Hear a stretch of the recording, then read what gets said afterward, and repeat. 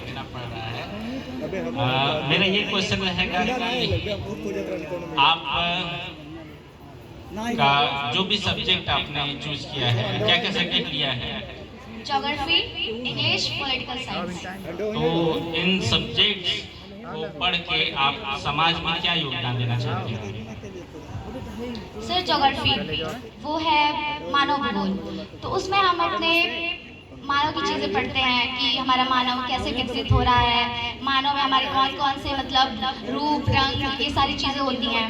तो ये सारी नॉलेज हमें लेना ज़रूरी है ताकि हम उसी के आधार पे जान पाएंगे कि ये कौन सा मतलब कौन सा कॉकेसाइड है, मंगोलाइड है, मतलब उनके लक्षणों को देख के जानेंगे पहचानेंगे कैसे हैं। दूसरा है हमारा इंग्लिश। इंग्लिश में तो हम अपने यहाँ के पोएट्स को या राइटर्स को जानते हैं, और फिर हमें इंग्लिश पढ़ने के बीए में बाहर के भी मतलब फॉरेन के भी राइटर्स के पोएट्स के बारे में जानने को मिलता है। अगला है हमारा पॉलिटिकल साइंस।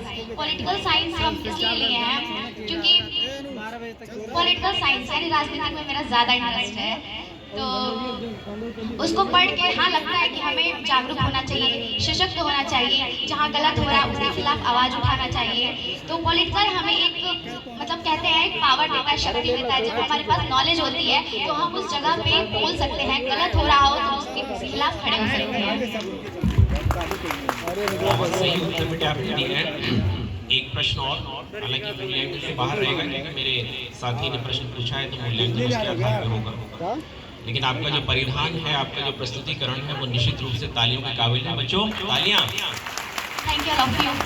एक प्रश्न मेरा आपसे है, गोरखपुर की वह कौन सी संस्कृति है जो आपको सबसे ज्यादा प्रभावित करती है और उसे पूरे भारत में फैलाने के लिए आपकी क्या योजना बनेगी यदि आपको मौका दिया जाए?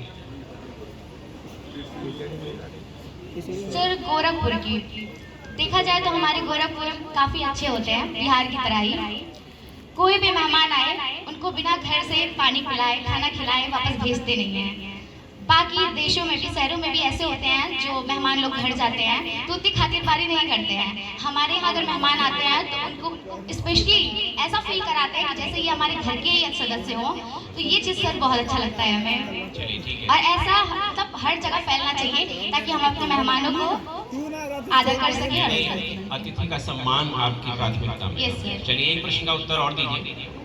गोरखपुर का वह कौन सा व्यक्तित्व है, यदि आप उससे प्रेरणा लेना चाहें तो नंबर 1 पे रखेंगी कि गोरखपुर का यह व्यक्तित्व मुझे सबसे अधिक प्रभावित करता है?